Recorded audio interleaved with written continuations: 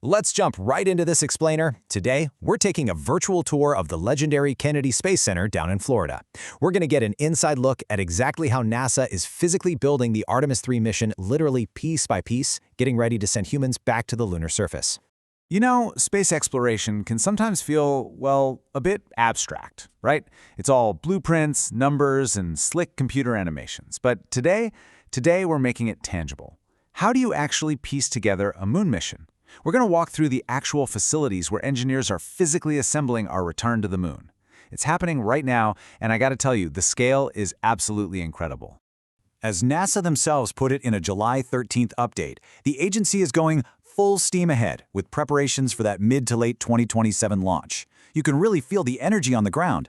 Following the massive success of the Artemis II test flight preparations, teams are just in full gear now. They're actively assembling hardware, running routine simulations, the clock is ticking, and things are definitely picking up pace. Here is our map for this explainer. 1. The Vehicle Assembly Building. 2. Orion Operations and Checkout. 3. The Launch Control Center. And 4. The Road to 2027. Section 1. Vehicle Assembly Building. Stacking the Space Launch System. So first stop, the Massive Vehicle Assembly Building, or VAB. This is where the literal foundation of the mission comes together. And what's wild here is just the sheer volume of gargantuan hardware already sitting inside those iconic doors, waiting for final integration. Actually, fun fact, the VAB is so unfathomably huge it practically has its own weather system inside. Right now, it's housing the massive SLS core stage, the twin solid rocket boosters, 2 of the 4 RS-25 engines, and the mobile launch platform. It is a colossal puzzle, and all the major pieces are steadily arriving. And look at this rapid-fire pace of deliveries over just the last few months. April 2026, the SLS core stage gets delivered. May 2026, it's connected to the engine block. Fast forward to June, those first 2 RS-25 engines roll in. And then July 2026, the bottom segments of the solid rocket boosters are mounted on the MLP. Teams are actively stacking these boosters on the mobile launcher right now. They really aren't wasting a single minute. All right, so with a giant rocket taking shape, let's leave the heavy lifters behind for a second and focus on precision engineering. We're heading over to where the critical human element of the spacecraft is being meticulously prepped. Section 2. Orion Operations and Checkout. Prepping the crew module. Okay, inside the highly controlled Neil Armstrong Operations and Checkout building, we get to see how NASA learns and iterates. Remember during the uncrewed Artemis I mission when they saw that unexpected heat shield wear during reentry? Well, they rigorously analyzed that data, engineered a fix, and compared to Artemis I, Artemis III now has a successfully installed, fully upgraded heat shield design. That is iterative engineering in action, right there.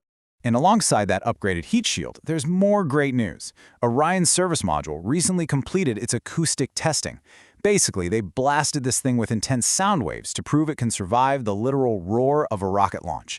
Now, both halves, the service module and the crew capsule, are being prepped to join together before eventually heading back over to the VAB for stacking. Of course, hardware is only half the story, right? A rocket doesn't fly itself. We're transitioning from the hardware to the human element. Let's head over to the nerve center of the Kennedy Space Center to see how the flight team ensures absolute readiness. Section 3. Launch Control Center. Practicing for liftoff. Right inside Firing Room 1, the launch team is deep into simulation mode. They are practicing these exact sequential steps over and over during their monthly simulations. Step 1, the highly complex propellant loading. Step 2, terminal count operations. That is the nail-biting final 10 minutes before T0. And Step 3, comprehensive launch day operations. It's all about building that muscle memory so they can flawlessly execute those final critical moments before liftoff. Section 4. The Road to 2027. Low Earth Orbit and beyond. Now that we've explored these amazing core facilities, let's take a step back. Everything we've looked at is building toward one massive target, 2027. Mid to late 2027 is when all this incredible hardware, the upgrades, and the rigorous training all culminates. 4 astronauts launching off the pad in Florida. I mean, it's close enough that you can almost hear the countdown, right? But here's a fascinating twist. Unlike the Apollo days, the massive SLS rocket won't fly directly to the moon. Instead, Artemis III relies on a low Earth orbit rendezvous. Orion will launch into Earth orbit and then dock with a commercial lunar lander, like SpaceX's Starship or Blue Origin's Blue Moon. It's actually this commercial lander that takes the crew down to the lunar surface. It's a totally new, honestly staggering architecture for deep space exploration. And the momentum absolutely doesn't stop there. With Artemis IV's hardware already in production for a planned 2028 landing, down in New Orleans actually, we are looking at a sustained program.